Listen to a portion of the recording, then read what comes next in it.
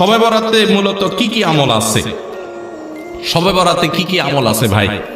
শবে বরাত উপলক্ষে ওই রাতে করার জন্য হাদিসে আলাদা করে এই আমল, এই নামাজ, এত সূরা, এতবার, এরকম কোনো কথা কোনো বিশুদ্ধ হাদিস দ্বারা প্রমাণিত না।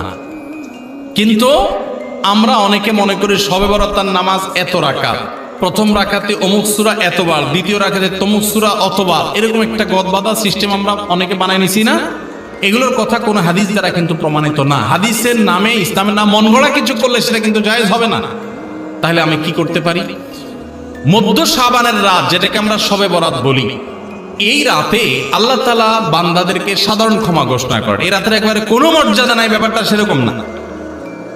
মর্যাদা হলো যে আল্লাহ তাআলা বান্দাদেরকে সাধারণ ক্ষমা ঘোষণা করেন, তবে যার ভিতরে অন্যের প্রতি হিংসা আছে, শত্রুতা আছে, তাকে আল্লাহ মাফ করেন না। আর যে শিরকে লিপ্ত, আল্লাহ তাকে মাফ করেন না। আপনি মাজারে সিজদা করেন আর শবে বরাতে সারা রাত মসজিদে সিজদা করতেছেন আর কান্নাকাটি করতেছেন, লাভ নাই, কারণ আপনি শিরকে লিপ্ত। শবে বরাতের সাধারণ ক্ষমা বা মধ্য শাবানের রাতের সাধারণ ক্ষমার মধ্যে আপনি পড়বেন না। এই জন্য শবে বরাতে আল্লাহ তাআলা সাধারণ ক্ষমা যদি আপনি পেতে চান, তাহলে আপনার কি করতে হবে?